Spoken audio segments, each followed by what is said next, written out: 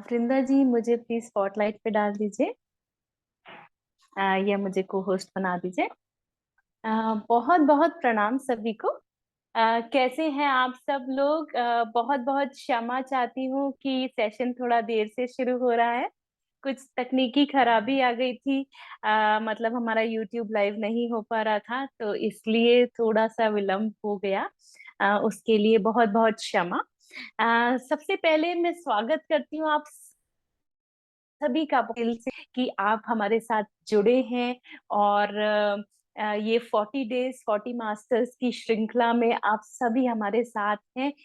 चलिए सेशन की शुरुआत करते हैं 1 मिनट के मेडिटेशन से, 1 मिनट के ध्यान से, जिसमें हम राइटर को बहुत बहुत ग्रैटिट्यूड करेंगे, हमारे गुरु सत्ता को ग्रैटिट्यूड करेंगे, पूरे यूनिवर्स को ग्रैटिट्यूड करेंगे। तो चश्मे उतार लेते हैं और आंखें कोमलता से बंद, दोनों हाथ फंसा लेते हैं। दोनों हाथों की उंगलियां एक दूसरे में फंसाते हुए गोद में रखेंगे। पैरों को एक दूसरे में लॉक करेंगे।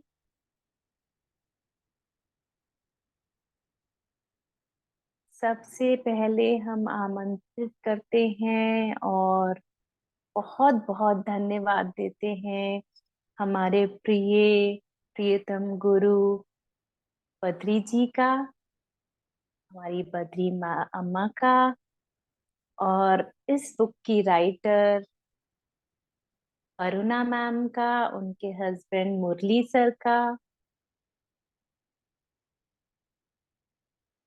और जितने भी गुरु हैं इस ब्रह्मांड में, हम सबको आमंत्रित करते हैं इस सेशन में। बहुत बहुत धन्यवाद भागी हैं हम, धन्यवाद करते हैं मास्टर विक्रमादित्य का, राजा विक्रमादित्य, जिनके बारे में आज हम ज्ञान लेंगे।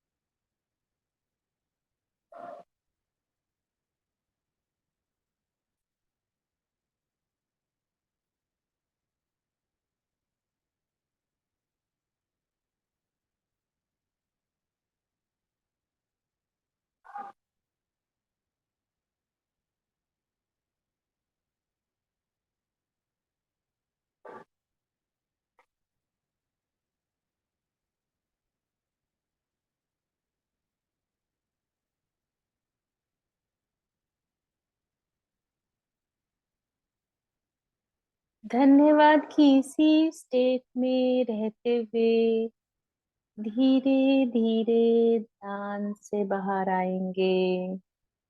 अपने हाथों और पैरों को थोड़ा थोड़ा हिलाएंगे। अपने आँखों को अपने हाथों से कवर कर लेंगे और 5 सेकंड में आंखें खोलेंगे अपने हाथों के अंदर। 5, 4, 3, 2, 1, 0। और एक धीमी सी मुस्कुराहट के साथ आंखें खोलेंगे। बहुत बहुत धन्यवाद। जिन्होंने चश्मे उतारे थे वो चश्मे पहन सकते हैं।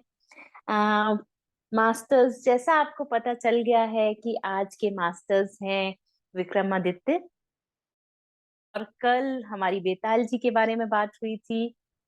तो विक्रमादित्य बेताल हमने बचपन से सुना है, सीरियल्स में, बुक्स में।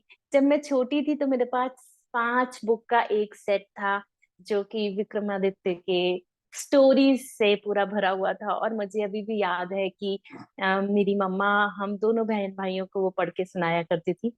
तो सेशन की शुरुआत हम करते हैं अपने सीरियल के टाइटल से। विक्रम विक्रम विक्रम विक्रम बेताल ताल ताल ताल, विक्रम विक्रम विक्रम विक्रम बेताल ताल ताल ताल, विक्रम और बेताल, विक्रम और बेताल, विक्रम और बेताल, विक्रम और बेताल। तो ये तो हुई सीरियल की बात और ये तो हुई उनकी स्टोरीज की बात। तो जानते हैं कि उनका स्पिरिचुअल मतलब आध्यात्मिक रूप किस तरह का था और क्या वो हमें मैसेज देना चाहते हैं। और ये संसारिक दृष्टिकोण से देखें तो वो एक राजा थे और राजा का कर्तव्य होता है कि अपनी प्रजा को संभालना।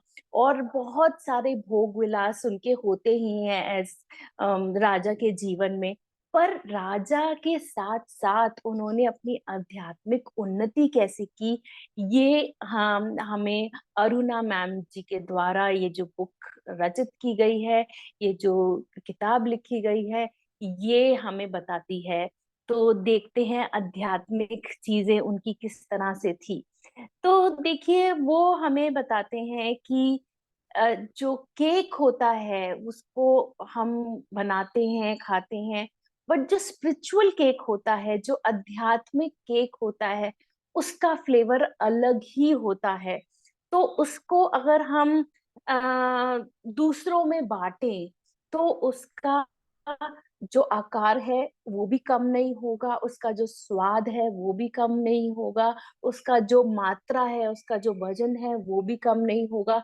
तो वो किसी भी तरह से कम नहीं होगा बल्कि वो बढ़ेगा। तो स्पिरिचुअल केक हमें हमेशा दूसरों से बांटना ही चाहिए ताकि उसका आकार भी बढ़े, उसका स्वाद भी बढ़े और उसका वजन भी बढ़े, मतलब उसकी क्वांटिटी भी बढ़े।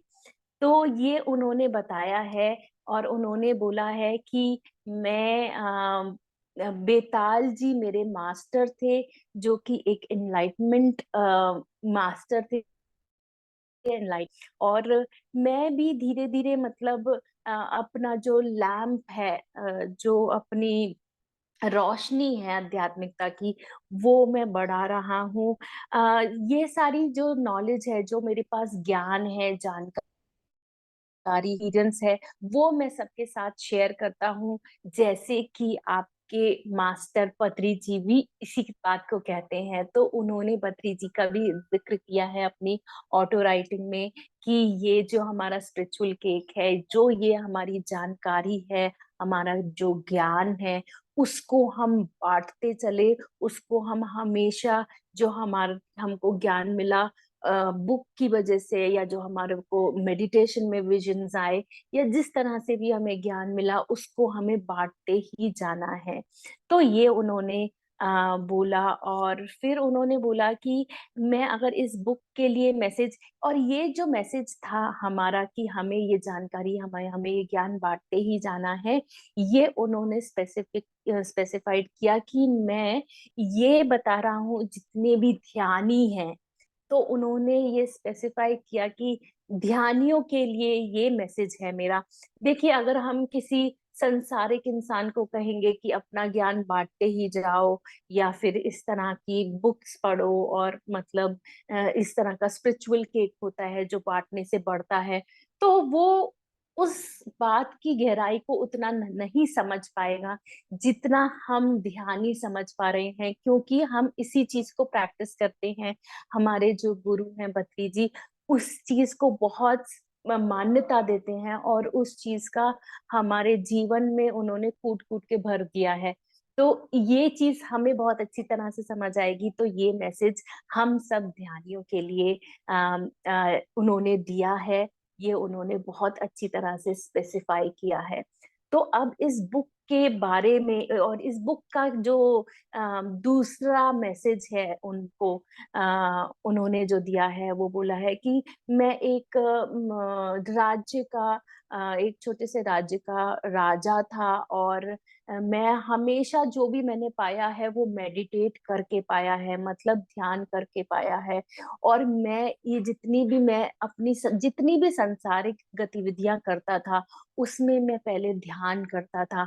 चाहे वो मेरा स्पिरिचुअल नॉलेज हो, चाहे वो मैं कोई बुक पढ़ रहा हूँ, कोई किताब पढ़ रहा हूँ, कहीं से मैं ज्ञान ले रहा हूँ, वो भी प्लस मैं जितने भी कार्य कर रहा हूँ अपनी जिंदगी के, अपनी रोजमर्रा के जो कार्य कर रहा हूँ उसमें भी। और अगर मैं किसी से एडमिनिस्ट्रेशन से मैं डील कर रहा हूँ, मतलब अगर मैं अपने मंत्रियों से बात कर रहा हूँ, या जो भी अपना राजपाट संभालने के लिए जितनी भी चीजें होती हैं, मैं उनमें अगर व्यस्त हूँ, तो मैं सबसे पहले अपनी जो शुरुआत करता था, हर चीज में मैं पहले ध्यान करता था। तो वो उन्होंने बताया है। और उन्होंने बोला है कि सिर्फ ध्यान से ही एनलाइटमेंट नहीं आती। मैंने ध्यान के साथ साथ सभी वर्गों के व्यक्तियों से वार्तालाप की है। मतलब सभी तबकों के व्यक्तियों से मैं बातचीत करता था। तो जब मैं बातचीत करता था, उनके साथ इंटरेक्शन करता था, वो प्लस मेरा ध्यान मुझे मदद कर रहा है एनलाइटमेंट, मतलब एनलाइटेंड होने में। तो उन्होंने ये मतलब बताया हमें कि हमें ऐसा नहीं करना है कि हम सिर्फ एक ही कैटेगरी के लोगों से बात करें, या हम बस बात ही ना करें कि हम तो ध्यान में हैं, हम चलिए अपनी एनर्जी सेव करते हैं, इनसे बात करके क्या होगा या उनसे बात करके क्या होगा। उन्होंने ये बहुत अच्छी तरह से स्पेसिफाई किया है कि हमें हर तबके के इंसान से वार्तालाप करनी चाहिए, उनसे इंटरेक्शन करना चाहिए। और वो जो भी हमें बोल रहे हैं, उसको हमें समझ के और अपने जीवन में उसको एनालाइज करके उतारना चाहिए। प्लस हमें ध्यान करना चाहिए ताकि हमारी आंतरिक प्रगति हो। प्लस उन्होंने बोला है कि मैं भी गलतियां करता था, पर उसका जो गलतियों का सॉल्यूशन था, मैं किस तरह से करता था उनको, उसको मैं ठीक किस तरह से करता था कि अपनी जो मैंने बातचीत की है उसको एनालाइज करके, ध्यान करके, और जो मैं कुछ अगर मेरे पास कुछ उस चीज का सॉल्यूशन है, उस चीज की रेमेडी है, तो मैं उसको बकायदा इम्प्लीमेंट करता था। तो मेरा जो जीवन है वो एक बहुत अच्छा कॉम्बिनेशन है किस चीज का।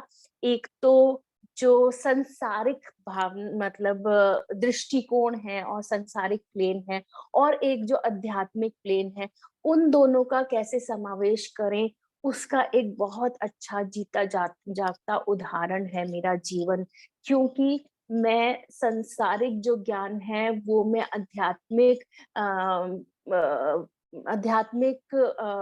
एरिया में भी यूज करता था, और जो मैंने आध्यात्मिक ज्ञान पाया है वो मैं संसार के एरिया में भी, संसारिक कार्यों में भी वो उसको यूज करता था। तो दोनों का इंटरलिंक, मतलब मैं जो अपना, मेरे को गुरु ने जो ज्ञान दिया है, और जो मैंने ध्यान से ज्ञान पाया है, आंतरिक जो ज्ञान पाया है, वो मैं अपनी रोजमर्रा की जिंदगी में उसको अप्लाई करता था, उसका मैं समावेश करता था। और ऐसे ही जो मैंने रोजमर्रा की सिचुएशन से ज्ञान अर्जित किया है, जो ज्ञान पाया है, वो मैं मेडिटेशन में और अपनी आध्यात्मिक अंडरस्टैंडिंग में मैं उसको अप्लाई करता था। तो दोनों ही तरफ से मतलब मेरा ये था। और मेरा पूरा मेजर पार्ट ऑफ ये जो मेरा जन्म है वो इसी पर आधारित है। मतलब उनका विक्रमादित्य का जो जन्म, इस ये वाला जो जन्म है, वो इसी चीज पे आधारित है कि दोनों को सेम इंटरलिंक करना, और दोनों का ज्ञान दोनों ही एस्पेक्ट में कैसे इस्तेमाल करना। तो उन्होंने बोला कि मैं एक बहुत ही अच्छा मतलब मेरे पास सब कुछ था। एक मैं अच्छा राजा भी था, एक मैं अच्छा एडमिनिस्ट्रेटर भी था। एडमिनिस्ट्रेटर मतलब वो जो लोग बहुत अच्छे से शासन करते हैं, जो छोटी छोटी चीजों पर ध्यान रखते हैं। और मैं दूसरे जो दुनिया है, फिजिकल वर्ल्ड से की जो दूसरी दुनिया है, उसमें भी जाने में निपुण था। तो मैं ये मतलब बहुत अच्छे से किया करता था। और जो मेरा दूसरी दुनिया है उसमें से जो सबसे मेरे को फेवरेट लगती है वो लगती है इंद्र की दुनिया। और सबसे पहले मुझे इंद्र की दुनिया में मेरे गुरु ले गए थे। और उसके बाद मैं धीरे-धीरे खुद ही सीख गया, अपनी स्पिरिचुअल अंडरस्टैंडिंग बढ़ा के, जो मेरे मास्टर ने दी थी, मुझे नॉलेज दिया था, और उससे मैं धीरे-धीरे खुद ही सीख गया कि मेरे को कैसे इंद्र के लोक में जाना है। और फिर इंद्र मेरे बहुत ही एक अच्छे दोस्त बन गए थे, मेरे मेरे एक बहुत ही प्रिय दोस्त बन गए थे। देखिए वो हमको मतलब एज़ रीडर्स हम जो इस बुक को, इस किताब को, इस काव्य को जो हम पढ़ रहे हैं, उन्होंने बोला है कि मैं आपको 3 चीज़ बताना चाह रहा हूँ कि एक तो मैं शासन करते हुए, अपने राज्य में रहकर, अपनी जो लोग हैं, उनके साथ रह के, और अपनी जो मेरी सिचुएशंस हैं, उन सबको हैंडल करके, और इस पूरे साम्राज्य में, इस महल में रहकर, अपने परिवार और अपने बच्चों के साथ रहकर, जो भी मैंने सीखा है, मैंने ये सब करके इनके साथ ही सीखा है। दूसरा, मैंने ध्यान करके, मतलब ध्यान मुझे सिर्फ ये नहीं बताता कि मैं अपने बारे में मैं कौन हूँ और मेरे बारे में मेरी अंडरस्टैंडिंग कैसी है, बल्कि मुझे ये भी बताता है कि दूसरे हैं, जो दूसरी क्रिएशंस हैं, उनके बारे में मुझे अवगत कराता है। तो सबसे पहले तो मेरे बारे में अवगत कराता है, और दूसरी डायमेंशंस, दूसरे लोगों के बारे में भी मुझे अवगत कराता है। और जो तीसरा मैंने सीखा है इस जन्म में, वो सीखा है कि मैं अपने गुरु से कैसे मैं ज्ञान लेकर और अपनी सेल्फ प्रोग्रेस करूँ, मैं अपना कैसे उन्नति करूँ, अपनी आंतरिक उन्नति करूँ। तो ये तीनों चीज़ें उन्होंने समावेश की हैं। पहला कि इस संसार में ही रहना है, दूसरा कि ध्यान करते रहना है, ध्यान पे उन्होंने बहुत ज़ोर डाला है, और तीसरा अपने गुरु से जो सीखा है, वो कैसे अपनी प्रगति, उसको कैसे इम्प्लीमेंट करना है और अपनी प्रगति में उसको किस तरह से इस्तेमाल करना है। तो उन्होंने बोला कि जैसा मैं हूँ ना, जो मेरे पास है, मेरे प्यारे दोस्तों, वो के पास है, मैं आपसे अलग नहीं हूँ, और जो मेरे पास जितने साधन हैं, वैसे ही साधन आपके पास हैं। तो मैं आपको सबको एक विनम्र विनती करता हूँ कि आप रोज़ ध्यान करें, क्योंकि इस ध्यान के अलावा आप, मतलब ये जो पहला स्टेप है आपकी आंतरिक प्रगति करने के लिए, इस ध्यान के अलावा आप जो भी सिचुएशन है, जो भी परिस्थितियाँ हैं आपकी, उसको आप एनालाइज़ करें। तो ध्यान तो पहला स्टेप उन्होंने बताया ही, प्लस उन्होंने बताया कि जो भी हमारी परिस्थिति है, हमें उसको एनालाइज़ करना है और अपनी सेल्फ अंडरस्टैंडिंग बढ़ानी है। तो उस पूरे उपलक्ष्य में हमें क्या करना है, हमें सेल्फ टॉक करना है, हमें अपने बारे में जानना है, हम अपने आप से ही बातचीत करें। देखिए क्या होता है ना कि हम दूसरों से इतनी बातचीत करते हैं कि हम भूल ही जाते हैं कि हम क्या चाहते हैं, हमको क्या ठीक लगता है, और हमको क्या, मतलब हमारे हिसाब से क्या होना चाहिए। तो उन्होंने सेल्फ टॉक पे बहुत ही ज़्यादा अम, अ क्या कहना चाहिए, बहुत ही ज़्यादा स्ट्रेस दिया है। तो जो भी आप फ़ील करते हैं, जो भी हम लोग महसूस करते हैं, जिस भी तरह से, वो हमें समझना चाहिए। और पर फर्स्ट स्टेप फिर भी उन्होंने बोला है ध्यान। तो ध्यान कीजिए, ध्यान, ध्यान, ध्यान, ध्यान, ध्यान। और ये ही उन्होंने बोलकर और हम सबको बेस्ट विशेस दी हैं, और उन्होंने हम लोगों को प्रणाम बोला है, धन्यवाद बोला है। तो ये है हमारी अरुणा मैम का संदेश इस बुक में लिखा हुआ, जो कि उन्होंने ऑटो राइटिंग से लिखा। मास्टर विक्रमादित्य ने लिखवाया उनको। प्लस अब आप ये सोच रहे होंगे कि ये तो चलिए ठीक है, एक राजा की कहानी है और ये राजा बहुत ही आध्यात्मिक थे और उनका जो ये था कि मैं सांसारिक उसमें भी बहुत कामयाब हूँ, प्रगतिशील हूँ और प्लस मैं आध्यात्मिक पहलू में भी बहुत प्रगतिशील हूँ। पर ये विक्रम और बेताल की कहानी ये आपस में कैसे जुड़ी हुई है? देखिए, कल हमने काफ़ी कहानियाँ आपस में हम लोगों ने काफ़ी अच्छा इंटरैक्शन किया। मैं बेताल बनी, आप विक्रमादित्य बने या मैं विक्रमादित्य बनी, आप बेताल बने। शुरू कहाँ से हुई ये विक्रमादित्य की कहानी, ये मैं आपको पहली कहानी आज सुनाऊँगी। तो हुआ ये कि विक्रमादित्य जैसे मैंने आपको बोला एक अच्छे शासक थे और वो सभी तबके के लोगों से बात करते थे। तो क्या होता था जब उनका दरबार लगता था तो सुनवाई होती थी या लोग अलग-अलग मिलने आते थे। तो एक साधु उनसे रोज़ मिलने आते, उनको एक फल भेंट करते और चले जाते। तो कुछ बोलते भी नहीं थे, उनकी कोई ऐसी डिमांड भी नहीं थी, बस वो आते थे, फल भेंट करते थे और चले जाते थे। और राजा भी वो फल मंत्री को देता था, मंत्री अपने जहाँ पर भी जो गिफ्ट होते हैं वहाँ पर रख देते थे और बस भूल जाते थे। तो पहले के ज़माने में ऐसा नहीं होता था कि भैया फल आया तो खराब हो जाएगा तो उसको आज ही काट लेना है।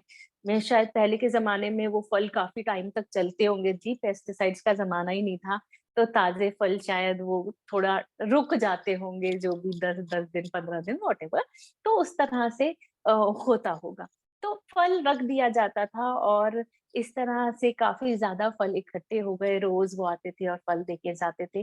तो एक बार क्या हुआ कि राजा ने जब होता है ना कि राउंड लगाते हैं, तो ऐसे राउंड लगा रहे थे अपने महल में और उन्होंने देखा कि अरे ये सारे फल हैं, तो उन्होंने एक फल कटवाया अपने सेवक से और उन्होंने देखा कि अंदर एक बहुत बड़ा हीरा है। तो उन्होंने मंत्री को बुलाया और उन्होंने बोला कि ये फल कैसे रखे हैं और मतलब इतने सारे फल यहाँ पर किस तरह के हैं और ये किसने भेंट किया है? तो उन्होंने बोला जी ये तो साधु जो आते हैं, उन्हीं के फल हैं जो आप स्वीकार स्वीकार कर लेते हैं और हम लोग यहाँ पर रख देते हैं। तो सारे फलों को कटवाया गया और सारे फलों में एक-एक बड़ा-बड़ा हीरा निकला, तो बहुत सारे हीरे हो गए। तो राजन समझ नहीं पाए कि ये हो क्या रहा है? तो उन्होंने बोला कि ठीक है, अब जो कब कल साधु आएँगे, तो हम उनसे पूछ लेंगे कि हो क्या रहा है। तो साधु महाराज आए, उनका जैसे स्वागत होता था उनके दरबार में ऐसे स्वागत हुआ, वो एज़ यूजुअल एक फल लेकर आए थे। फल जैसे ही भेंट किया गया, राजन ने उनके सामने ही कटवाया और उसमें हीरा निकला। तो राजन बोले कि महाराज, साधु महाराज, ये क्या है? आप इस तरह के फल क्यों ला रहे हैं? और आपका उद्देश्य क्या है? आपने तो कभी हमसे कुछ विनती नहीं की, आपको क्या चाहिए और हम आपके लिए क्या कर सकते हैं? और इसका पीछे का पर्पस क्या है? तो उन्होंने बोला कि देखिए महाराज ऐसा है कि मैं एक सिद्धि पे काम कर रहा हूँ और मेरे को आपकी सख्त आवश्यकता है। मैंने दूर-दूर के लोगों से सुना है कि आप बहुत ही बहादुर हैं, आप बहुत ही निडर हैं और इस सिद्धि को पूरा करने के लिए मुझे आपकी आवश्यकता है। और आप कृपया करके एक रात में उन्होंने जो अमावस्या की रात बोली उस रात में आप आइए उधर एक जंगल में और अकेले आइएगा, किसी को साथ नहीं लाइएगा। मैं आपसे प्रार्थना करता हूँ कि आप इस जो मैं सिद्धि कर रहा हूँ, उसमें शामिल होके और मेरी इस पूरी सिद्धि का जो पूर्णता वाला जो चरण है, उसको आप पार लगाइए। तो क्योंकि राजा सबकी बात ध्यान से सुनते थे, उसको एनालाइज़ करते थे और उनको उनको समझ आता था कि हाँ, मेरे को ये करना है या नहीं करना है। तो उन्होंने उस बात को मान लिया कि चलिए ठीक है, मैं आऊँगा। तो राजा विक्रमादित्य पहुँच गए साधु के पास रात में जंगल में घोड़े पे सवार। अच्छा, अब साधु महाराज पूजा कर रहे थे। उन्होंने बोला कि ये 2 कोस दूर आप जाइए वहाँ पर एक शमशान में, वहाँ पर आपको शमशान दिखेगा, उसमें एक बहुत बड़ा-सा पेड़ है, उसमें आपको उल्टा लटका हुआ इंसान दिखेगा, उसको आप ले आइए और उनका मैं यहाँ पर पूजा करूँगा और वो बहुत एक पुरानी आत्मा है, तो मेरी सिद्धि पूरी हो जाएगी। तो वो निडर निडर तो थे ही, बहुत बहादुर थे, उन्होंने कहा ठीक है महाराज, जैसी आपकी आज्ञा, वो चले गए और उन्होंने जाके देखा शमशान में एक पेड़ पे उल्टा इंसान लटका हुआ है। वो थे हमारे बेताल। तो बेताल को पता था कि इस तरह की कोई साधु वहां पर सिद्धि कर रहा है। एक्चुअली तो वो साधु के भेष में थे राजा की वजह से, बट वो तांत्रिक थे और वो किसी गलत सिद्धि का वो पूरी करना चाहते थे। तो इसीलिए अब बेताल जी ये सब जानते थे, तो उन्होंने ये शर्त रखी कि ठीक है राजन, आपने मुझे पकड़ लिया, अपने कंधे पर भी सवार कर दिया, पर मैं रास्ता मेरा हमारा थोड़ा लंबा है, तो मैं रास्ते में आपको रास्ता काटने के लिए एक कहानी सुनाऊंगा। कहानी के अंत में एक प्रश्न पूछूंगा और आप क्योंकि इतने ज्ञानी हैं, तो आपको अगर प्रश्न का उत्तर आता हो तो आप बोलिएगा, और अगर आप बोले तो मैं उड़ के वापस उस पेड़ पे चला जाऊंगा। और आपको अगर प्रश्न का उत्तर आता है और अगर आप नहीं बोले तो मैं आपका सर काट दूंगा। तो भाई अब राजा हैं, लाद भी लिया है पेड़ पर, तो चलिए ठीक है। से कहानी आते थे, सुनाते थे, तो उनको वो आंसर आता था और वो बोलते थे और वो वापस पेड़ पे चले जाते थे। यहाँ हुई, और जब 25वीं कहानी, वो कहानी में वाकई में उनके पास उत्तर नहीं था। और बेताल जो थे वो इतने ज्यादा उनसे प्रभावित थे कि भाई देखो, इतने पेशेंटली उन्होंने 25 बार पेड़ से खींच के लेके कंधे पर सवार आए हैं। तो उन्होंने बोला, विक्रमादित्य मैं तुमसे बहुत खुश हूँ, और मैं अब इस जो लाश है, जो ये व्यक्ति है, इससे मैं बाहर चला जाता हूँ और इस लाश को तुम ले जाओ साधु के पास।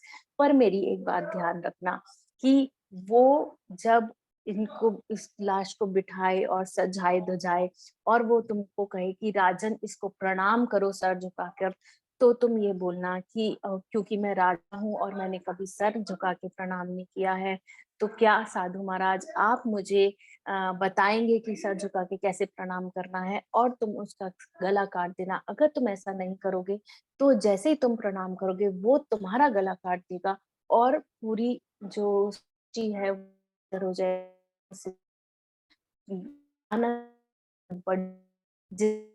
पूरा गिरा। तो क्योंकि इतनी बात थी हो, तो विक्रम ने जो उसका आकलन कर लिया था, जैसे कि मैंने आपको पहले भी पूरा सिचुएशन को एनालिसिस करते रहते, तो उन्होंने उसके बीच पूरा आकलन कर लिया था, तो उनको की बात पे कुछ विश्वास हो भी गया था। तो जैसे ही बेताल बाहर उस लाश में से वो जो बॉडी थी, जो वो शरीर था, वो साधु लेके गए। साधु ने अच्छे से नहलाया धुलाया, बहुत सवारा और बिठा दिया उस लाश को, या जो भी लिटाया, और राजन से कहा, हे राजन आप सर झुका के इनको प्रणाम कीजिए। तो जैसे ये बोला, राजन को वो बात याद आ गई कि ऐसे तो बेताल ने कहा था, और बेताल उनके मास्टर, वो मैंने आपको कल भी बता दिया और आज भी शुरू उन्होंने बोला है कि बेताल मेरे मास्टर थे, है ना। तो उनके मास्टर भी बने। तो जैसे ही वो बात याद आई, तो उन्होंने ये कहा कि साधु महाराज मैं तो राजा हूँ, मैंने कभी सर झुका के प्रणाम नहीं किया, तो क्या आप सर झुका के प्रणाम कर मुझे बताएंगे कि कैसे करना है। तो साधु ने तुरंत सर झुका के प्रणाम किया और राजा ने अपनी तलवार निकाली और उनका सर अलग कर दिया। तो बेताल वहां पर तुरंत प्रकट हो गए और बोले कि जन तुमने बहुत समझदारी से इस पूरी परिस्थिति को संभाला है, मांगो क्या मांगते हो, तुमने बहुत कुछ बचाया है इस सृष्टि में। साधु या ये जो तांत्रिक है ये बहुत ज्यादा विनाश कर सकता था, ने इसका पूरा निवारण करके उद्धार का काम किया है। क्या मांगते हो मुझसे, जो मांगोगे वो मिले। तो विक्रमादित्य ने कहा कि ये जो हमारी 25 कहानियां, ये युगों युगों तक लोग याद रखें और इनसे सीखें, और युगों तक ये याद रहने चाहिए लोगों को। तो इसीलिए पुराने काल में वो कहानियां हुई थी, पर आज भी हमें हमारे सीरियल्स में ये कहानियाँ बताई जाती हैं। तो ये अंतिम कहानी अ, और कहानी सुननी ध्यान करें। कोई बता सकते हैं कहानियाँ तो मैं और आज भी तैयार करके लाई हूँ। किसी की अच्छा ये मैं पूछना चाहती हूँ कि क्या कोई वो कहना चाहता है जो अंतिम कहानी थी जो राजा विक्रमादित्य उसका आंसर नहीं दे पाए थे? क्या कोई वो कहानी सुनना चाहता है? हैंड रेज़ कर सकते हैं या फिर बता सकते हैं किसी को वो कहानी सुननी है? अच्छा, ठीक है। तो कहानी इस प्रकार से थी कि एक राजा था और जो राजा था वो अपना राजकाल राजा मतलब करता था बहुत सम पर कैसे न कैसे साथ धोखा हुआ, जो राजा के भाई थे धोखा कर दिया, वो राज निकाला हो गया उनको। अब राजा को राज निकाला हो गया तो क्या करें? और उनकी एक बिटिया थी, उनको लेकर दूसरे पड़ोस के राज्य में जाने लगे। तो पहले के ज़माने में क्या होता था कि बीच में ना जंगल पड़ता, आदिवासियों का क्षेत्र पड़ता था। तो ऐसे ही जंगल भी पड़ा, फिर बीच में आदिवासियों का भी क्षेत्र पड़ा। तो राजा ने बोला कि क्योंकि आगे थोड़ा ऐसे आदिवासियों का कबीला आ रहा है, तो वो लोग हमको मार सकते हैं और हमको हानि पहुँचा सकते हैं, तो तुम दोनों जंगल में छिपी रहो। मतलब रानी और उसकी बेटी जो थी, राजा की बेटी, वो जंगल में छिप गई और राजा आगे बढ़े और मतलब देखने लग गए कि कबीलों के लोग क्या मतलब हमारे लिए कोई षड्यंत्र तो नहीं रच रहे या हमारे मित्र हैं, थोड़ा सिचुएशन देखने लग गए। तो जैसे ही वो वहाँ पर कबीले में एंटर हुए, उन लोगों ने राजा को शिकार किया मतलब राजा पे झपट पड़े और मार दिया राजा को। तो अब जब राजा को मार दिया तो रानी और रानी की बिटिया को पता चला, बहुत देर हो गई थी, राजा वापस नहीं आए थे, तो पता चला कि हाँ, उन लोगों ने उसकी मृत्यु कर हो गई उनकी, तो मार डाला उनको। तो अब वो दूसरे जंगल में थोड़ा रास्ता चेंज वेंज करके दूसरे जंगल में जाने लग गए, उसी जंगल में दर-दर भटकने लग गए। अब यहाँ पर 2 शिकारी बेटा और पिता, 2 शिकारी बहुत धनवान अच्छे सेठ लोग, दोनों घोड़े पे जा रहे थे और उन्होंने देखा कि 2 स्त्रियों के कदम आगे बढ़ रहे हैं और जाने कौन है, किस तरह की स्त्रियाँ हैं। बट उन दोनों ने आपस में बात की कि भाई उन लोगों को बचा लेते हैं थोड़ा ढूँढ के किस तरह का मतलब वो सिचुएशन में होंगी। कि सेठ ने कहा अपने बेटे से कि तू ना उन दोनों में से किसी से भी ब्याह कर लेना, तुम शादी कर लेना। तो बेटा मान गया। तो मे बेटा बोला कि जिसके पैर छोटे होंगे उससे मैं शादी कर लूँगा और जिसके पैर बड़े होंगे उससे आप शादी कर लीजिएगा पिताजी। पिताजी पहले तो नहीं माने पर बाद में बेटे ने जैसे-तैसे मना लिया। अब वो लोग आगे पहुँचे, आगे पहुँचे, आगे पहुँचे और उन लोगों को ये दोनों स्त्रियाँ मिल गईं, जो कि थी रानी और राजकुमारी। मिल गई, उनको बचाया, अपने घर लेकर आए, उनकी थोड़ी सेवा ऐसा-ऐसा प्रस्ताव रखा। अब बेचारी दुखियारी थीं, कुछ समझ नहीं आ रहा था उनको कि क्या करें।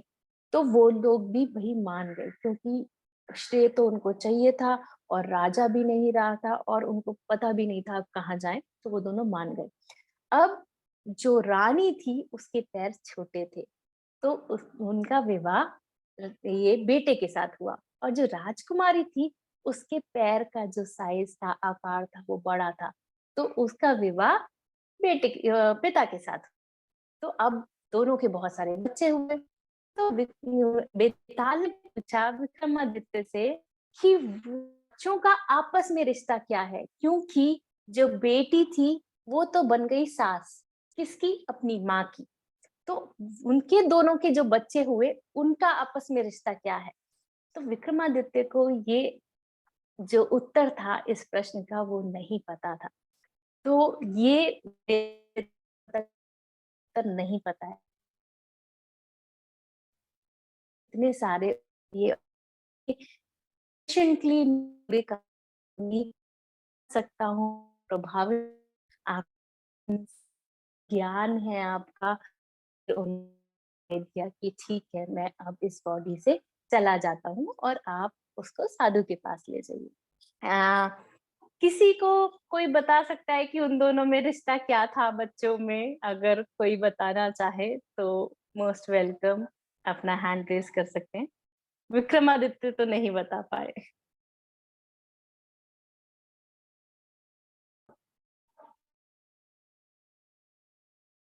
हैंड रेज़ नहीं आया है तो मैं मान लेती हूँ कि किसी को भी नहीं मालूम है कि उन दोनों में रिश्ता क्या था। देखिए, उन दोनों में, उन बच्चों में रिश्ता था इंसानियत का, ऐसा मुझे लगता है। इंसानियत का तो खैर, बट हाँ, मुझे भी नहीं मालूम। करें, दान करें।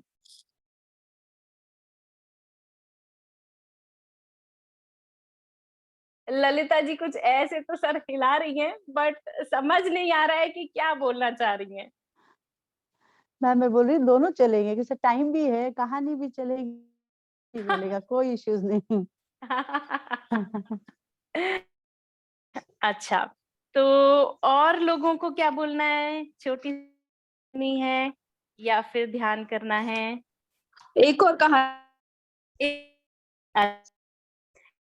और कहानी इस प्रकार है कि एक राजकुमारी थी, ठीक है? उसका स्वयंवर रचना था, तो ये स्वयंवर रचा गया और उसमें बहुत सारे राजकुमार भी आए।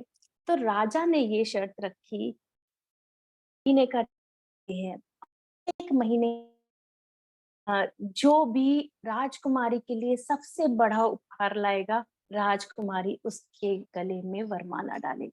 हाँ, ठीक है जी।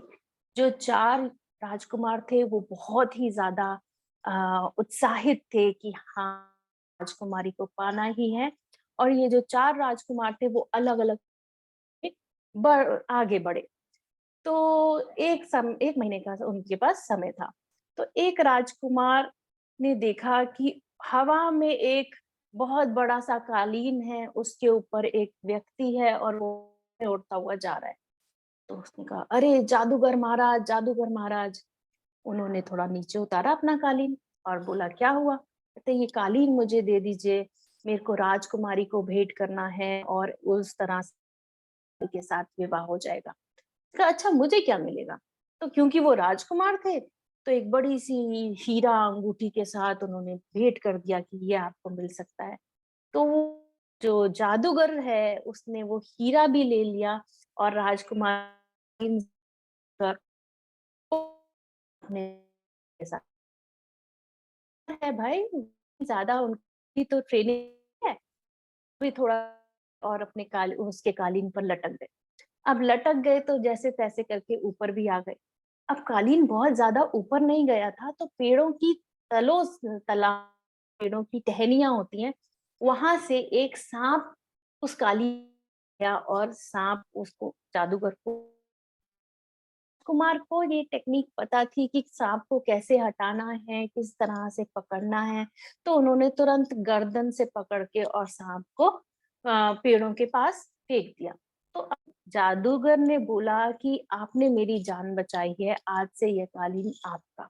तो उनका सॉर्ट हो गया कि हाँ ठीक है, मेरे को तो कालीन मिल गया, मैं जाके राजकुमारी को भेंट करूंगा और ये तो कितार है।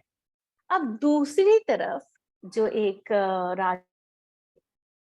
और उन्होंने देखा एक साधु तपस्या कर रहे हैं और वो थोड़ा ऊपर उठ रहे हैं, नीचे जा रहे हैं। तो उन्होंने कहा, "अरे वाह यार! ये कला मैं सीख लूँ तो ये तो बहुत अच्छा उपहार हो जाएगा।" तो वो साधु के पास गए और उन्होंने कहा कि मुझे आप ऐसे-ऐसे, मेरा स्वयंवर हुआ था और उनका स्वयंवर हुआ था और मुझे कुछ बहुत अच्छा एक उपहार लेकर जाना है। क्या आप ये मुझे कला सिखाएँगे? उन्होंने कहा, क्या बात करते हो राजकुमार, ये कला क्या? मैं ना आपको वैसे ही बहुत अच्छा-सा एक उपहार दे दूँगा, पर शर्त कि मेरे मेरे को ना अभी एक तपस्या करनी है, मेरे को एक मंत्र से है जिसके उपरांत मैं आपको वो एक रक्षक की ज़रूरत है, क्योंकि कोई ना कोई आता रहता है और मेरी जो मंत्र जाप है उसे भंग करता रहता है। कहते हैं, "ठीक है, मैं आपकी पूरी-पूरी रक्षा करूँगा।" तो अब राजकुमार पहरा देने खड़ा हो जाता है। कोई भी आता है, कोई भी राक्षस आया या कोई भी इस तरह की एनर्जी आई जो कि उन नहीं चाहती कि वो और भी ज्यादा उन्नत हो, तो वो आके डिस्टर्ब करती और डिस्टर्ब वो होने नहीं देती। कुमार पूरा पहरा दिए हुए थे। अब पहरा दिए हुए थे, 1 महीना बीत गया, उनको सिद्ध हो गया। और साधु ने एक आईना दिया, एक बहुत सुंदर सा आईना, मिरर।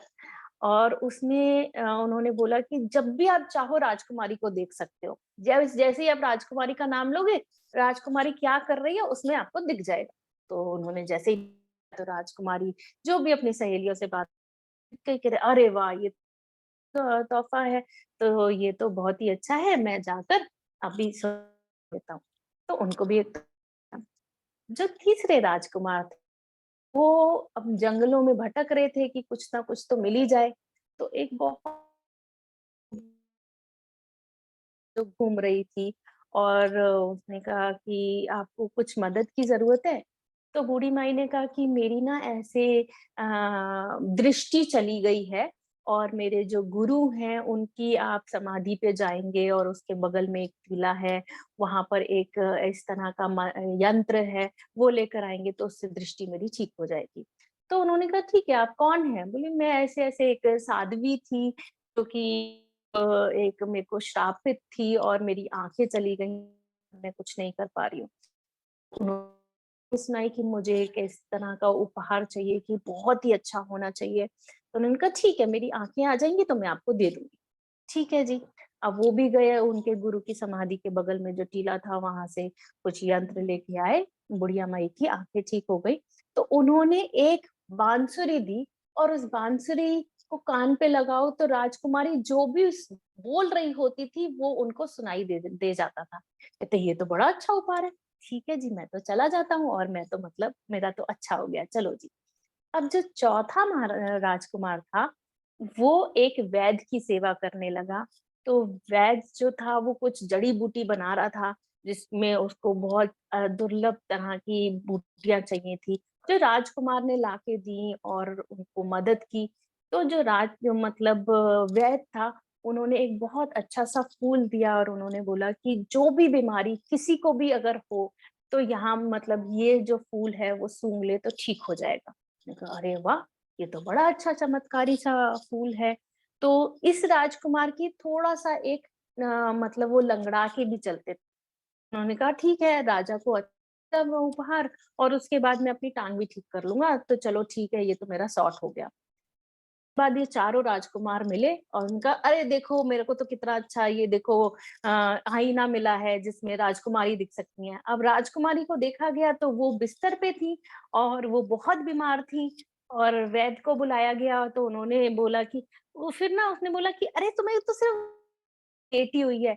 और तो उन्होंने बांसुरी लगाई और वैद्य कुछ नहीं हो रही है। अ, अरे हाँ सही है। अरे तीसरे राजकुमार ने, चारों राजकुमार उस पे चढ़े और पहुंच गए राजमहल में। तो अब बता हुआ कि क्या हुआ क्या हुआ, तो एक लाइलाज बीमारी हो गई थी। चौथे ने वो फूल उसने उससे सूंघा और ठीक हो गई। अब बात ये है कि राजकुमारी का विवाह किससे होना चाहिए, ये बेताल का प्रश्न था। अब किससे होना चाहिए, कोई बता सकता है?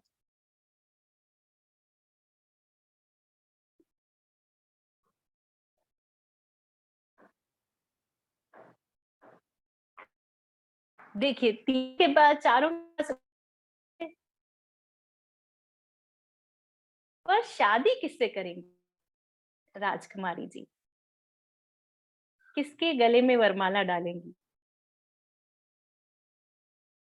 कहानी समझ आई? कृतिका जी, ललिता जी का हैंड रेस हुआ।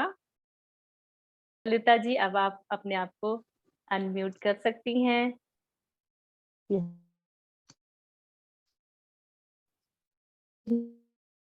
कालीन जिसने लेकर आया है उससे विवाह होना चाहिए।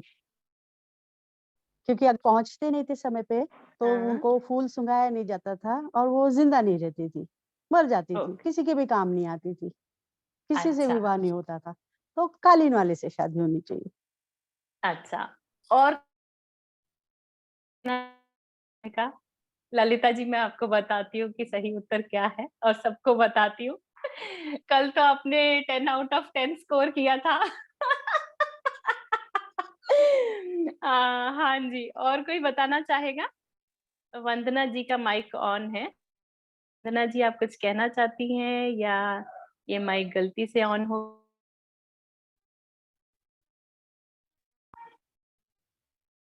ख्याल से किसी को उत्तर नहीं पता है, तो मैं बताती हूँ। ये है क्या कि जो वाले राजकुमार थे, उनसे उनका विवाह हुआ और हो ऐसा विक्रम कहा, क्योंकि अगर फूल नहीं सुंघाया जाता तो वो बचती नहीं। तीनों वहां पहुंच गए, हाँ, पर हुआ तो कुछ नहीं, है ना? इसने फूल दिया उसे इसलिए वंदना जी, आप कुछ बोलना चाह रही हैं? बोला आपने, शायद नेटवर्क थोड़ा इधर उधर है। अच्छा, वंदना जी ने चैट में लिखा है जिन्होंने फूल दिया। अच्छा, हाँ जी, तो इन्होंने मतलब सीरियल की कहानियां देखी। थैंक यू वंदना जी। हुआ ये कि देखिए, वो जो राजकुमार था, वो ये सोच रहा था कि अगर मेरी शादी हो जाएगी, वो उपहार देख के तो मेरी शादी होगी, उसके बाद जो पैर है, जो मैं लंगड़ा के चलता हूँ, उसको मैं इस्तेमाल कर लूँगा, उस मतलब वो फूल इस्तेमाल कर लूँगा।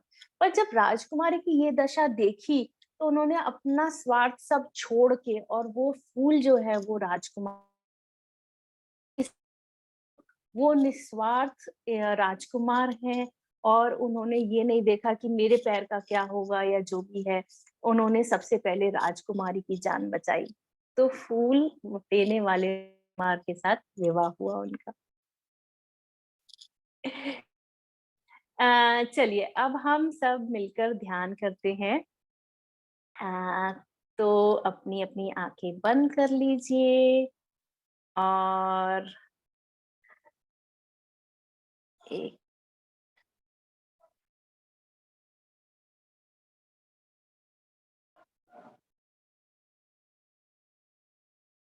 अगर कश में उतार लेंगे, धीमा-धीमा म्यूज़िक ऑन करेंगे। क्या है कि अगर हम म्यूजिक के साथ मेडिटेशन करते हैं तो हमारा ध्यान 3 गुना गहरा लगता है और हमको जो ऊर्जा मिलती है वो तिगनी हो जाती है। तो हम चश्मे उतार दिए हैं, आंखें कोमलता से बंद, दोनों हाथ गोद में, हाथों की उंगलियां फंसा लेंगे और पूरा ध्यान सांसों पर।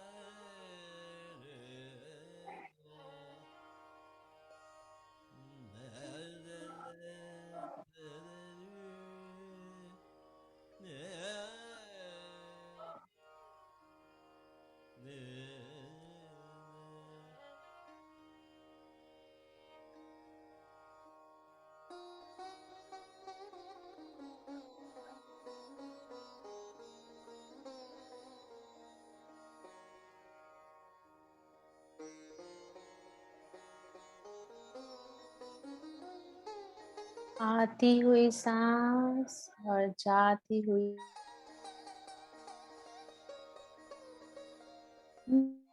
आ,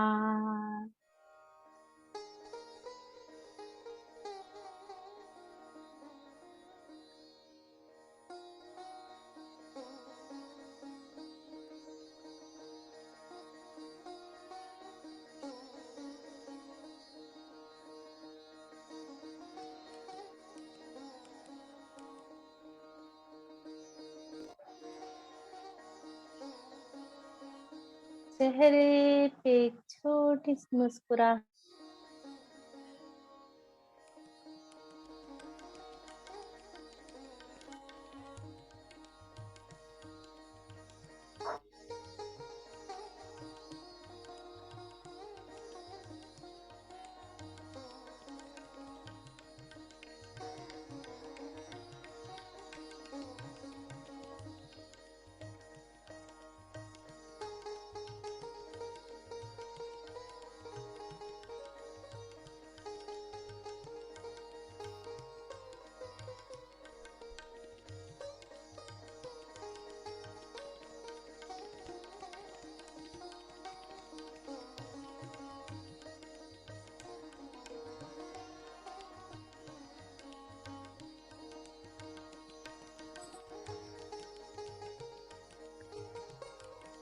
हे शारदे माँ, हे शारदे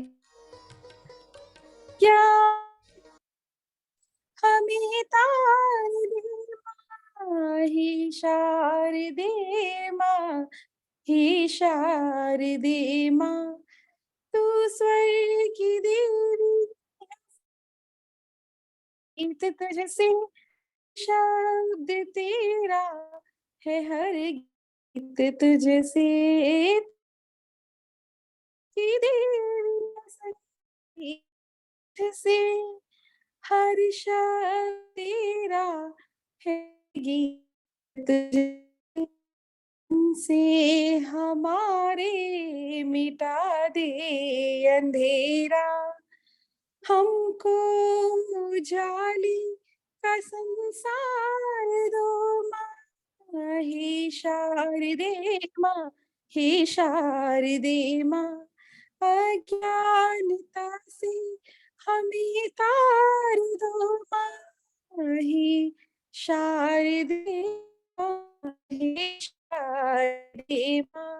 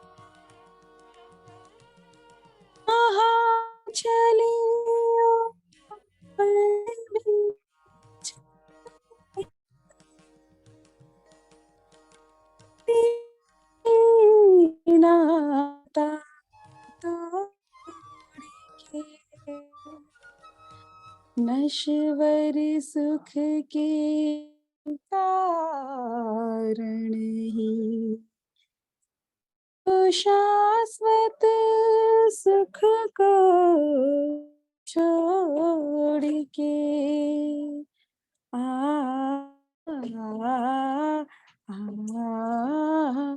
तोड़े सारे बंधन के लिए यह मुश्किल नहीं आत्मा के ज्ञान से भी जरूरी निज ध्यान है।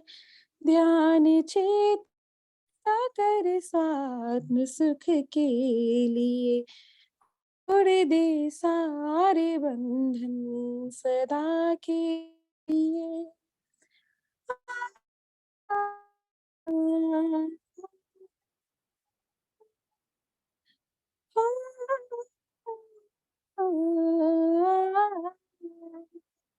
तू अनादि से कर्मों के संग्रह कर्म पीछे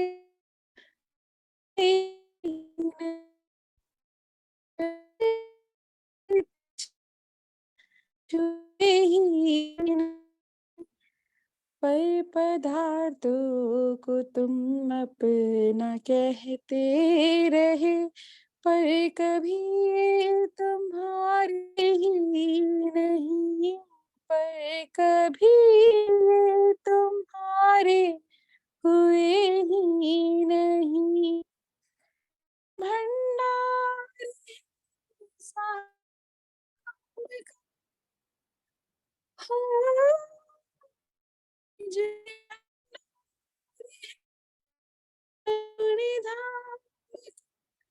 कर ले दृष्टि स्वयं में स्वयं के लिए तोड़ दे सारे बंधन सदा के लिए।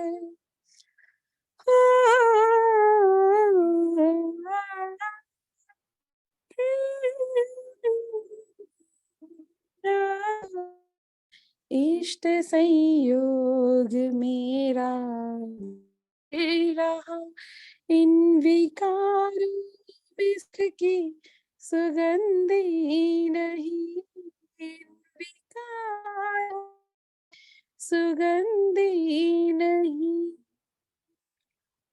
शुद्ध निश्चय से तू ही है परमात्मा अपनी महिमा को क्यों जानता ही नहीं, अपनी महिमा को क्यों जानता ही नहीं।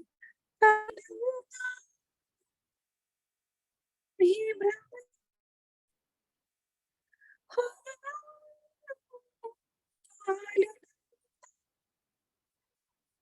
यूं ही भ्रमते आप पुकारे गुरु आत्महित के लिए तोड़ दे सारे बंधन सदा के लिए। यह मुश्किल नहीं आत्मा के लिए ध्यान से भी जरूरी निज ध्यान चेतन सागर स्वात्म सुख के लिए तोड़ दे सारे बंधन सदा के लिए। आहा।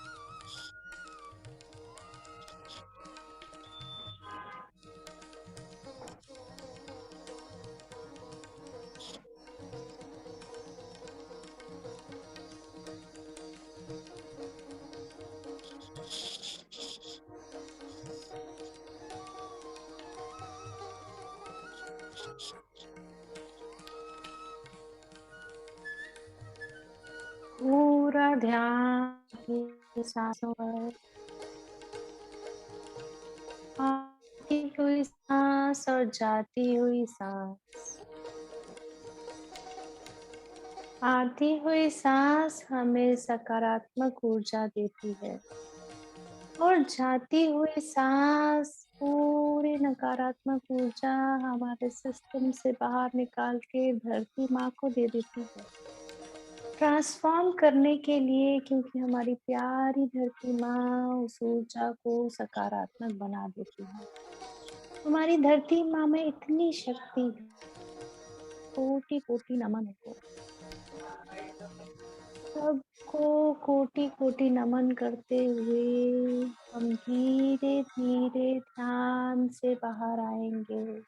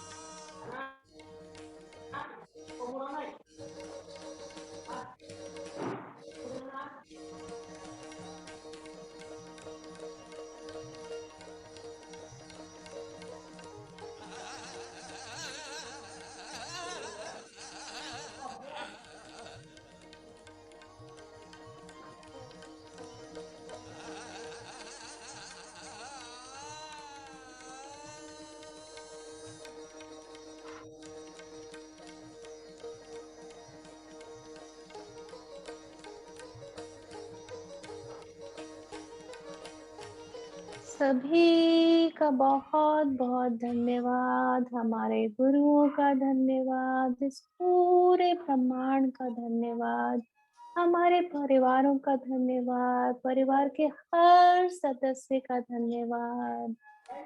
धीरे धीरे अपने शरीर में वापस आते हुए अपने हाथों और पैरों को थोड़ा थोड़ा हिलाएंगे। अपने हाथों को कोमलता से अपनी आंखों पर रखेंगे और 5 सेकंड में धीरे धीरे अपनी आंखें अपने हाथों के अंदर खोलेंगे। 5, 4, 3, 2, 1, 0।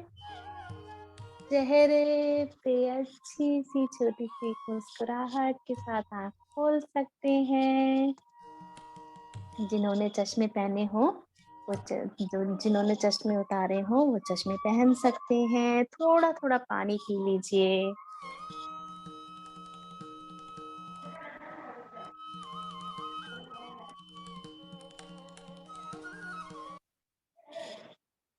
बहुत बहुत धन्यवाद आप सभी का हमारे साथ ध्यान करने के लिए, हमारे इस सत्र में जुड़ने के लिए। और अब बारी आई है यूनिवर्सल मैसेजेस की। देखिए मास्टर्स, ये एक इस तरह के मैसेजेस होते हैं जो कि टाइमलेस होते हैं। आप सभी को पता है, जो दर्शक हमारे साथ अभी जुड़े हैं, जो हमको यूट्यूब पे देख रहे हैं, यार आज तो यूट्यूब हमारा लाइव हुआ ही नहीं एक तकनीकी खराबी के कारण, बट हम ये सेशन बाद में यूट्यूब पे अपलोड करने वाले हैं। तो जो दर्शक यूट्यूब पे बाद में देखेंगे उन सभी के लिए ये मैसेजेस हैं, क्योंकि ये टाइमलेस मैसेजेस हैं। जैसे मैंने बोला आपको, ये यूनिवर्सल मैसेजेस हैं, तो ये यूनिवर्स आपको दे रहा है। तो ये कोई एक व्यक्ति, एक शख्स आपको नहीं दे रहा है, ये पूरा ब्रह्मांड की तरफ से आपको इस तरह के मैसेजेस मिल रहे हैं। तो हमारा पहला कार्ड आया है, ये जो कि 8 ऑफ कप्स कहते हैं इसे। आप लोग देख पा रहे होंगे। तो इसमें क्या दर्शाया गया है कि एक ग्रहण जैसा दिखाया गया है। देखिए, ये एक सजेस्टिव कार्ड है जिसमें बोला गया है कि अभी अगर अंधेरा है, देखिए ग्रहण में क्या होता है, अंधेरा छा जाता है और उसके बाद पूरा रोशनी है, ठीक है। तो अगर अभी हमारे जीवन में अंधेरा है किसी ना किसी कारण से, तो हम अपनी रिस्पॉन्सिबिलिटी से भागे ना, क्योंकि अंधेरे के बाद रोशनी जरूर आएगी। तो अंधेरे के बाद उजाला जरूर आता है। इसमें जो एक व्यक्ति है जो पीठ दिखा के पीछे जा रहा है, हमें इस तरह से नहीं करना है। तो अगर अंधेरा भी है किसी भी वजह से हमारे जीवन में, तो हमें तब भी अपनी जिम्मेवारियां पूरी पूरी निभानी है और हमें आगे बढ़ना है और रोशनी का इंतजार करना है। रोशनी जरूर आएगी इस ग्रहण के बाद। ग्रहण देखिए दोस्तों परमानेंट नहीं होता, ये टेम्परेरी होता है और उसके बाद रोशनी आ ही जाती है। बट इतने से ग्रहण के चक्कर में अगर हम अंधकार से डर के, अगर हम अपनी जो हमारी रिस्पॉन्सिबिलिटीज हैं उससे हम मुंह मोड़ लें, तो फिर हम उस रोशनी का भी आनंद नहीं ले पाएंगे, क्योंकि हमने तो मुंह मोड़ लिया, अब हमें पता ही नहीं है कि ग्रहण चला गया और रोशनी आ गई। तो इसलिए हमें जिस तरह की भी सिचुएशन है, हमें अपनी रिस्पॉन्सिबिलिटी बखूबी निभानी है। तो ये एक सजेस्टिव कार्ड था। दूसरा कार्ड बहुत ही अच्छा है, ये है द वर्ल्ड। सो आप देख पा रहे हैं, ये द वर्ल्ड कार्ड है। ये कार्ड हमें बताता है कि हम प्रोटेक्टेड हैं, हम बहुत ज्यादा ब्यूटीफुल हैं।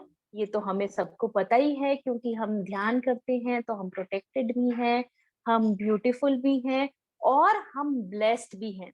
देखिए ये जो महिला है, इनके दोनों हाथों में ये जो डंडी नजर आ रही है आपको, ये एंजल की डंडी होती है, ये एंजल की चीज होती है। तो इस ये हमें दर्शाती है कि हम ब्लेस्ड हैं और प्रोटेक्टेड हैं और हमें हमेशा मतलब हमें हमेशा प्रोटेक्टेड फील रखना है, करना है ना।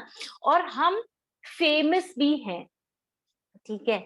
तो ये जो आप ऊपर एक रेड साइन देख रहे हैं, ये इस बात का प्रतीक है कि हम फेमस भी हैं। तो देखिए फेमस होना ये नहीं होता कि हम रोज टीवी पे आ रहे हैं या इस संसारिक दुनिया में फेमस हैं। फेमस होना हमारी भाषा में ये है कि क्या हम यूनिवर्स को अच्छी तरह जानते हैं और क्या यूनिवर्स हमको अच्छी तरह जानता है, क्या हमारा कनेक्शन उस यूनिवर्स से अच्छा है, क्या हम कुछ बोले और यूनिवर्स फट से समझ जाए कि यार ये देखो, ये जो मेरी बच्ची है इसको किसी मदद की जरूरत है, इसको मैं जानता हूँ और ये मुझे जानती है। वो है हमारे आध्यात्मिक जो संसार है, वो है फेमस होना। तो जितना ज्यादा हम प्रोटेक्टेड हैं, जितना ज्यादा हम ध्यान कर रहे हैं, जितना ज्यादा हम ब्लेस्ड हैं, उतने ज्यादा हम फेमस हैं, ठीक है। तो जैसे हम भगवान के करीब हैं, तो ऐसे ही भगवान हमारे करीब है, जैसे ही हम ईश्वर के करीब हैं, ईश्वर कहिए, ब्रह्मांड कहिए। देखिए एक बहुत अच्छी लाइन है, make your universe your friend. तो अगर आपने आसपास दोस्त नहीं बनाए किसी भी कारण से, तो आप ब्रह्मांड को अपना दोस्त बना लीजिए। तो अगर ब्रह्मांड आपका दोस्त है ना, तो आप फेमस हैं ही, ये आप हमेशा समझ लीजिए। क्योंकि जो ब्रह्मांड कर सकता है, वो कोई कोई कुछ भी कोई नहीं कर सकता, चाहे वो कितना भी बड़ा एक्टर हो, चाहे वो कितनी भी फेमस सेलिब्रिटी हो इस संसार में। अगर ब्रह्मांड में आप फेमस हैं, अगर आप ब्रह्मांड के करीब हैं, अगर आप ब्रह्मांड से आपकी मित्रता है, तो आप फेमस हैं। अच्छा, अब हमारा जो आखिरी कार्ड है आज का, वो है ये, इसको कार्ड को कहते हैं द फूल। ये भी बहुत इंटरेस्टिंग कार्ड है। देखिए बहुत ही ब्राइट है और ये बताता है कि हमारे पास बहुत ज्यादा विजडम है, हमारे पास बहुत ज्यादा समझदारी है। बट क्योंकि अगर इन महिला को आप देख रहे हैं, तो इसके आगे खाई है, इनके आगे खाई है, फिर भी ये ऊपर की तरफ देख रही है। मतलब मस्त मौला, बिल्कुल ही हम केयरलेस होके जब चलते हैं ना कि हाँ भाई हमको तो बहुत ज्यादा विजडम है, हमको तो बहुत ज्ञान है, अब तो हम बस चलते चले जा रहे हैं, हमारी उन्नति हो रही है। उन्नति तो हो रही है, पर जितना हमको ज्ञान है, क्या हम उसको सही रूप में इस्तेमाल कर रहे हैं? अगर सही रूप में इस्तेमाल नहीं करेंगे तो आगे खाई है, देखिए गिर भी सकते हैं। और जो पीछे ये जो डॉग है, ये पैर पकड़े हुए है, इसका मतलब हमारा गुरु कह सकते हैं, यूनिवर्स कह सकते हैं, ये हमें इंडिकेशन दे रहा है कि भाई आगे खाई है, तुम अपने कदम रोको। ठीक है, हमारे आंतरिक गुरु को पता है कि आगे खाई है, फिर भी हम मस्त मौला होके ऊपर की तरफ देखकर पूरा आगे चलते जा रहे हैं। इसका मतलब है कि हम पूरे अवेयरनेस के साथ रहें, जो भी हमारे पास रिसोर्सेज हैं, जो भी हमारे पास विजडम है, वो हम अच्छे तरीके से यूज करें, हम अपने ईगो को आगे ना आने दें। ये कार्ड ये भी बोल रहा है कि अगर हमको कोई किसी ना किसी वजह से ईगो हो गई है कि हाँ भाई हमको तो बहुत अच्छी नॉलेज हो गई है, हमको कुछ ज्ञान प्राप्त हो गया है और हम तो सबसे अलग हैं, इस तरह की ईगो नहीं लेकर आनी है। और हमें बहुत केयरफुल तरीके से सारे रिसोर्सेज इस्तेमाल करने हैं, चाहे वो किसी भी तरह के रिसोर्सेज हों, चाहे वो संसारिक दृष्टि के रिसोर्सेज हैं, चाहे वो आध्यात्मिक रिसोर्सेज हैं, हमें सब चीजें अच्छे से नाप तोल के इस्तेमाल करनी है। ये जो ड्रेस इन्होंने पहनी है, ये दर्शा रही है कि हम केयरफुल हो जाते हैं, हम केयरफुल हैं। देखिए बाजू कहाँ जा रही है, दूसरी बाजू कहाँ जा रही है, और हम इस चीज का ध्यान नहीं दे रहे हैं कि हम किस तरह के मतलब उसमें है, पहनावे में है। तो हम केयरफुल रहना है, हमें केयरलेस नहीं होना है। ग्रोथ निश्चित है, ये सूरज देव हमें बता रहे हैं कि ग्रोथ निश्चित है, पर हमें खाई में नहीं कूदना है, तो हमें वहीं रुक जाना है। और हमको पूरा अच्छे से देखना है चारों तरफ कि वातावरण क्या है। इस तरह का नहीं करना कि हाँ भाई मेरे पास तो बहुत पोटली है मेरे हाथ में पूरी विजडम की, और बस मैं ही एक पूरा जानकारी से ज्ञान से निपुण हूँ, और तो क्या ही है, और कौन क्या कर सकता है, ऐसा हमें नहीं करना है। तो ये भी एक सजेस्टिव कार्ड था, पर बहुत पॉजिटिव कार्ड था। आज का अफर्मेशन, देखिए हम जब भी कोई कार्ड निकालते हैं, अगर उसमें कोई भी सजेशन आ रहा हो तो हम जरूर से उसका समाधान भी साथ में हमें देना चाहिए। और समाधान हम जो अफर्मेशन है, ये बहुत बड़ा अच्छा टूल है जिसमें जिसमें हम चैंट भी कर सकते हैं, लिख सकते हैं, मनन कर सकते हैं, या रीड कर सकते हैं, बार बार सुन सकते हैं। तो आज का अफर्मेशन है, by God grace we are always responsible enough to use our resources at the best optimal level. We are responsible enough to take care of our things or task irrespective of the situation. Thank you so much, God. We understand the situations that we have around us, the people that we have around us. Thank you so much, God, for such a wisdom that we have in our life. This is for my highest good, my family, my society, and the complete world's highest good. Thank you, thank you, thank you, thank you so much, God, for such a blessed life, such a life with full wisdom. So this is the affirmation. अगर आपको दोबारा सुननी हो तो please आप हमारे YouTube link पे जाइए, दोबारा सुन लीजिए इसको। लिखना हो तो लिख भी सकते हैं। और आज का कोई अगर किसी का प्रश्न उत्तर है तो अपने हैंड रेज कर सकते हैं, किसी का कोई विजन है, कोई कोई अपनी फीलिंग बताना चाह रहा है तो प्लीज आप हमसे बात कर सकते हैं। बहुत बहुत शुक्रिया मुझे सुनने के लिए और ये सेशन अटेंड करने के लिए।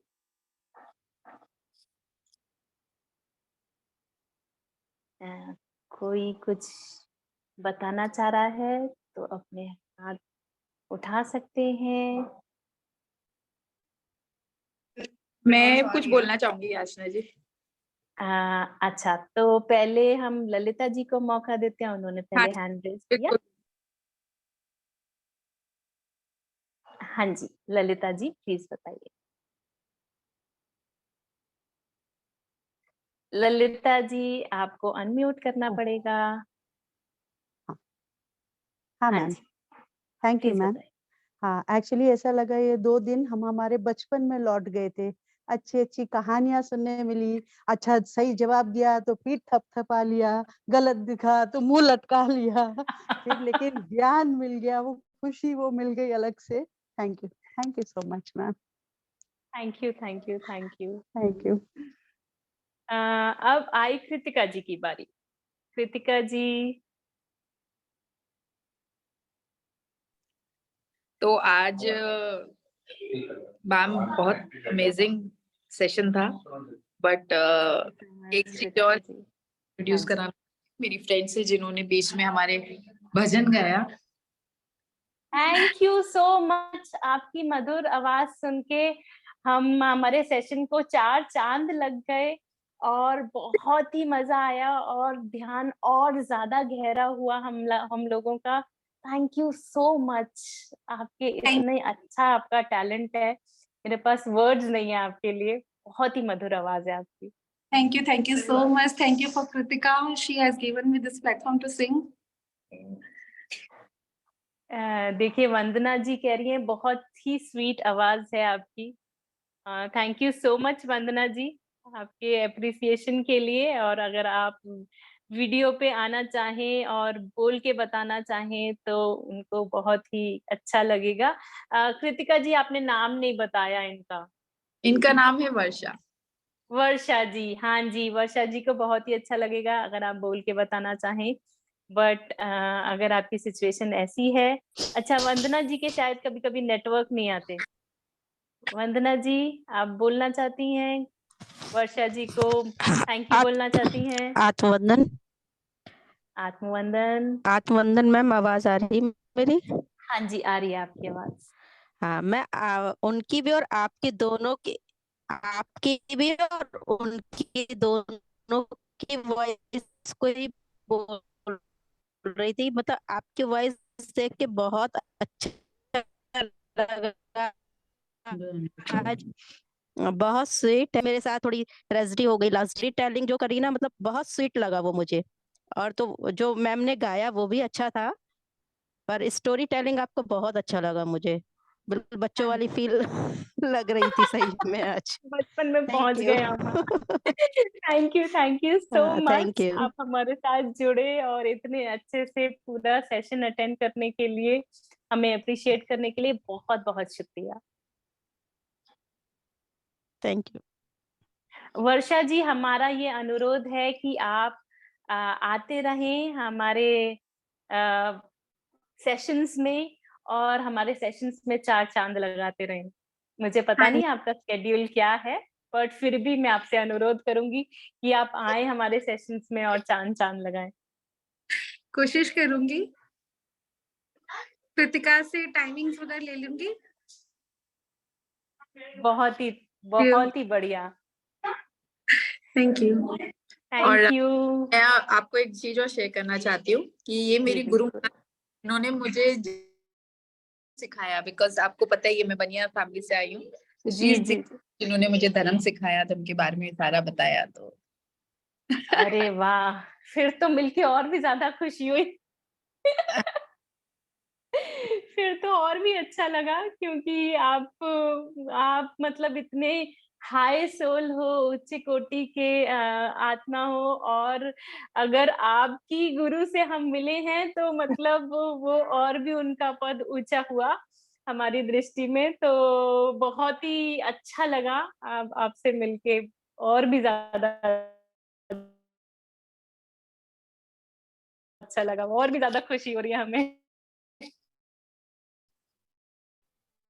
अरे ऐसा कुछ नहीं। पवित्रता है आपकी आवाज, जो प्योरिटी है वो मतलब हमारे दिल तक आ रही थी, हमारे दिल को छू रही थी। तो ये एक मतलब ये इस तरह की आवाज ईश्वरीय आवाज होती है, मैं ये कहना चाहती हूँ। तो बहुत ही प्योर आवाज है आपकी। Thank you.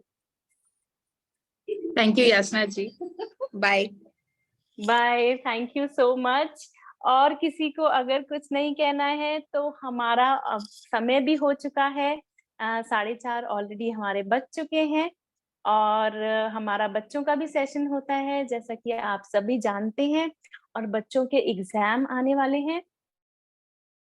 और लक्ष्य में हम एक मतलब नया कार्यक्रम तो नहीं कहूंगी, बच्चों का ध्यान तो हमारा पहले से ही हो रहा है, बट हम अब जो आने वाला महीना है उसमें हम बच्चों का और भी एक विशेष कार्यक्रम उसी समय पर लेकर आ रहे हैं, 4:30 और 9 बजे, जैसा कि हम डेली लेकर आते हैं।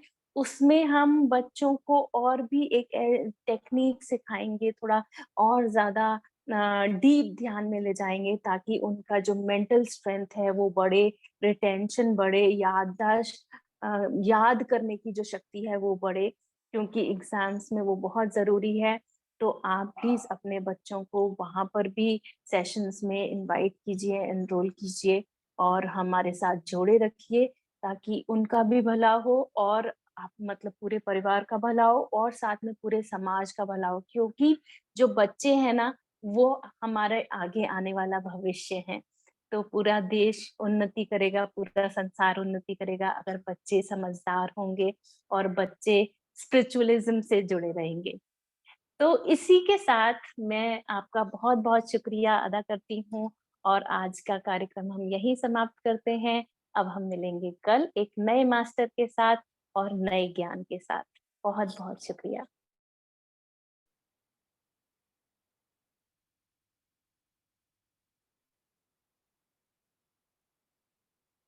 किसी को कुछ कहना है? सेशन एंड करें?